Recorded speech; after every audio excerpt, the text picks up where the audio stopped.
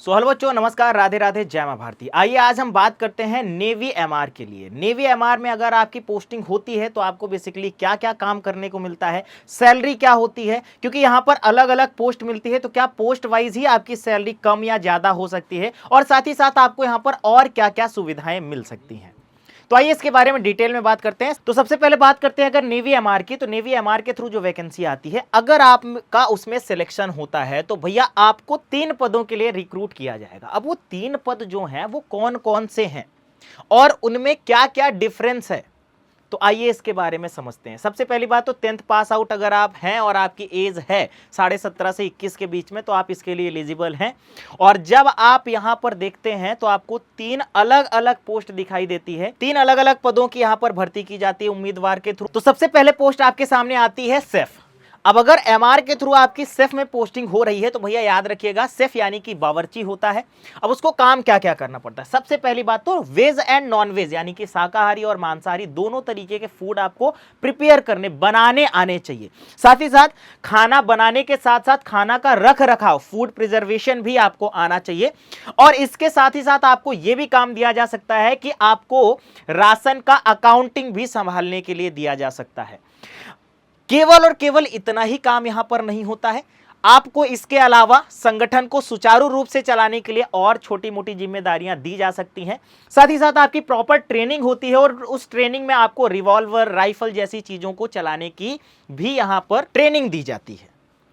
अब साथ ही साथ यहां पर आपको यह भी समझना है कि यह तो आपका मेन कोर जो है वो है ही, लेकिन अगर आवश्यकता आती है तो ये ड्यूटी पर भी आपको शामिल किया जा सकता है। तो ये था पोस्ट नंबर 1 यानी कि अगर हम बात करते हैं सेफ की। इसके बाद अगर हम बात करते हैं दूसरा पोस्ट जो कि होता है स्टेवर्ड। जो भी स्टेवर्ड में होता है बेसिकली इनका जो पोस्ट होता है वो ये काम करते हैं कि जो भी आपके पास ऑफिसर होते हैं, स्टेवर्ड का मतलब होता है वेटर, तो जो भी ऑफिसर होते हैं तो ऑफिसर मेस में जाकर के आपको वेटर का काम करना होता है, साथ ही साथ हाउसकीपिंग करना होता है और स्टोर वाइन जैसे और अन्य जो भी आपके पास रख रखाव वाली चीजें हैं वहां पर जाकर के आपको लेखा जोखा रखना होता है।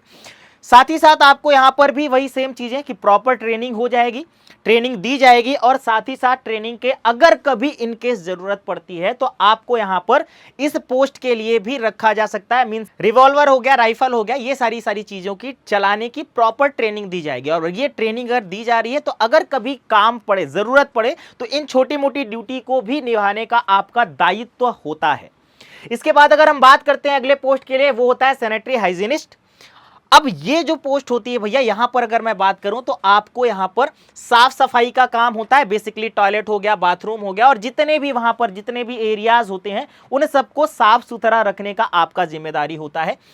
और यहां पर एक और भी चीजें होती हैं कि जो ट्रेनिंग होती है वो तो प्रॉपर ट्रेनिंग होती है, लेकिन इन सब की भी ट्रेनिंग आपको बेसिकली दी जाती है और वहां पर जाकर के आपको हाइजीन मेंटेन करना होता है।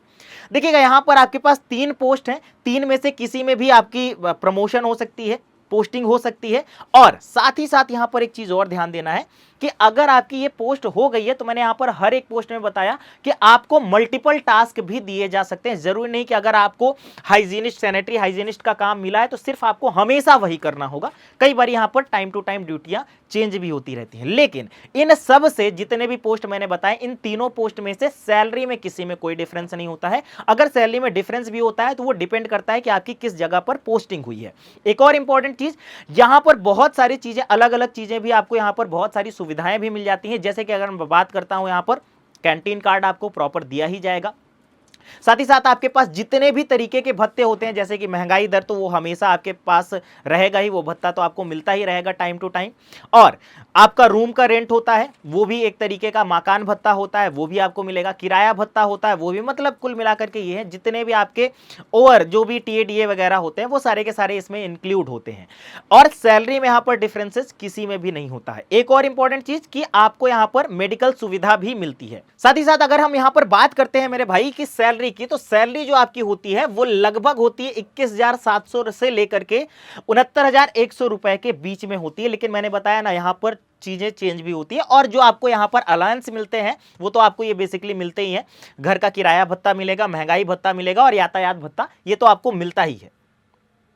अब यहां पर कुछ और भी आपके पास बेनिफिट्स हैं, जैसे कि अगर आप इनमें से किसी भी पोस्ट पर काम कर रहे हैं एमआर के, तो भैया आपको यहां पर दो अलग अलग कैटेगरी में रखा जाएगा। पहली कैटेगरी तो वो होती है कि अगर आपने इन 4 सालों, क्योंकि अभी तो अग्निवीर के अंडर में है, अगर आप इन 4 सालों के अंदर आप चाहें तो आप अंदर से ही मतलब वहां पर जॉब करते करते आप वहां से भी कोर्स कर सकते हैं। और क्योंकि आपको एक बेसिकली किसी ना किसी तरीके का काम मिला ही है, तो आप उसके रिगार्डिंग भी उसी से कोर्स कर सकते हैं और आपको वहां पर सर्टिफिकेट भी मिलेगा, वो भी सेंट्रल गवर्नमेंट के थ्रू ये होगा। और अगर आप किसी भी तरीके का कोर्स कोई नहीं करना चाहते हैं, तो आप मिनिमम 15 साल की जॉब करेंगे। और अगर आप 15 साल की जॉब कर लेते हैं, तो जब आप वहां से बाहर निकलेंगे तो आपको गवर्नमेंट खुद अपनी तरफ से वो सर्टिफिकेट प्रोवाइड करवा देगी। और ये भी सेंट्रल गवर्नमेंट के थ्रू होती है, ये जो आपके पास सर्टिफिकेट होती है। तो कुल मिलाकर कहने का ये मतलब है कि यहां जाने के बाद भी आपकी फर्दर स्टडी है वो आपकी जारी रहेगी, रुकने वाली नहीं है। आई होप सारी चीजें समझ में आई होंगी। मिलते हैं एक और शानदार वीडियो में, तब तक के लिए रखिएगा अपना ध्यान। सभी को राधे राधे,